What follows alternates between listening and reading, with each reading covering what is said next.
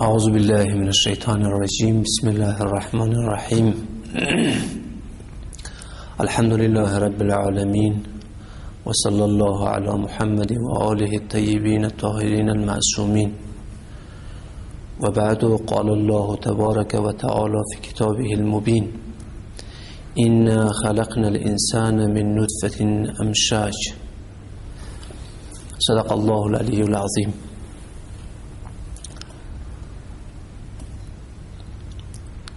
I want to speak a few words about human dignity.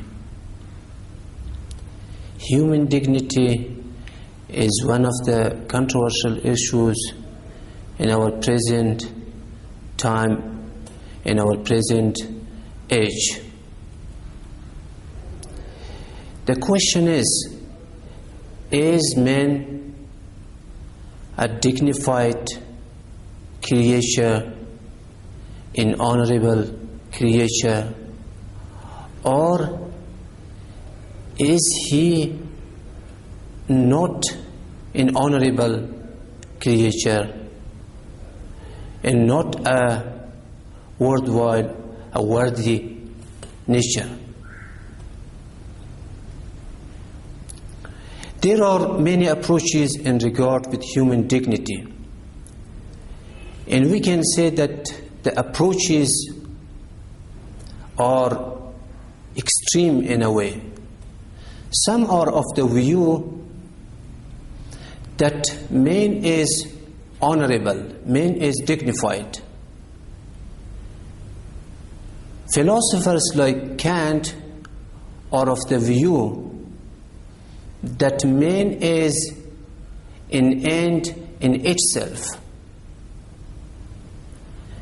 Man is dignified. We must honor man because he is a man.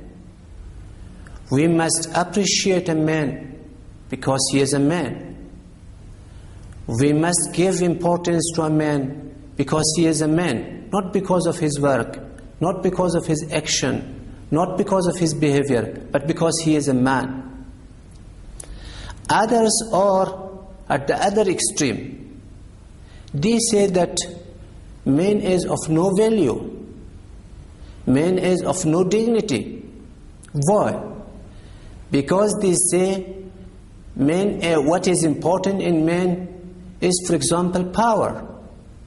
It is power that has to be appreciated. It is economy that has to be given importance. And it is beauty that has to be admired. As far as man himself is concerned, he is of no value. We don't have to give him any importance. But now the question is, which one of these two opinions is right? And what is the viewpoint of Islam in this connection? According to Islamic thinking, man is good as well as not a good creature. In the beginning, man is actually, he is just a mixture of some talents, a mixture of some capacities. He can actualize these capacities. He can make them actual. How can a human being can become good? A human being can become good if he pursues, if he follows up the right path. But if a person does not follow the right path, and if he follows a path that leads to destruction and that leads to nowhere, then he will be a bad person. So actually man is, in the beginning, man is just a composition of different talents, or you can say a collection of different talents and of different capacities. He is neither good nor bad. You can say that compared to his previous stages, he is more worthier. He is worthier. Because in the beginning he was, for example, he was either dust, or he was just actually vegetable or an animal. And compared to these stages, of course, to be a human being is more of value, of more value. But if you consider the value, and if you talk about values, human being actually, unless and until he actualizes his capacities, he is of no value.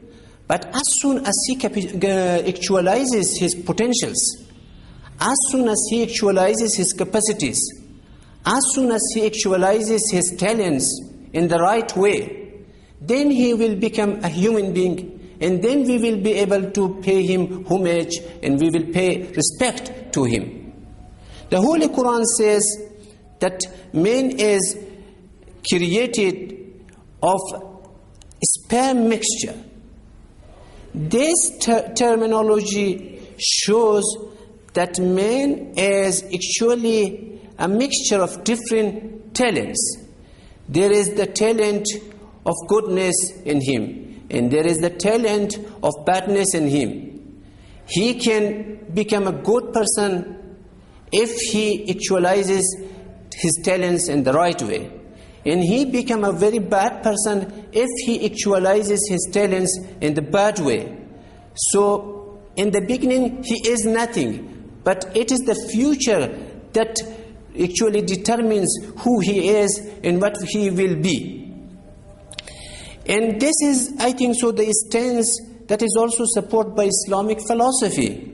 If you give a look at Islamic philosophy, you find philosophers like Mullah Sadra, who are of the view that man in the beginning is just potentials.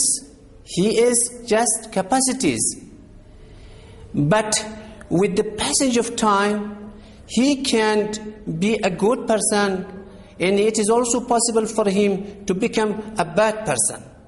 Mullah Sadra is of the view that if a man chooses the right direction, if a man chooses the right path, and if a man actually reaches the active intellect, then of course he will be leading a prosperous life, and he will reach prosperity, he will reach happiness. But he is of the view that if a man does not select this path, and if a man actually selects the way that leads to destruction, for example, if he follows Satan in satanic ways, then of course he will not be able to reach the happiness, and he will not be able to reach salvation. To sum up, I should say that in regard with human dignity, there are many points of views, and there are many theories. Some are of the view that man is totally bad and man is totally nothing. The religious extremists are actually can be categorized in this group. And similarly, there are those who are of the view that man is everything. He is absolutely good. But Islam is of the view that in the beginning man is neither good nor totally bad. But with the passage of time, it is man who himself can actually shape his destiny and who can shape his future. If he follows the right direction, he will be a good person. And if he does not follow the right direction, he will be a bad person. Thank you very much.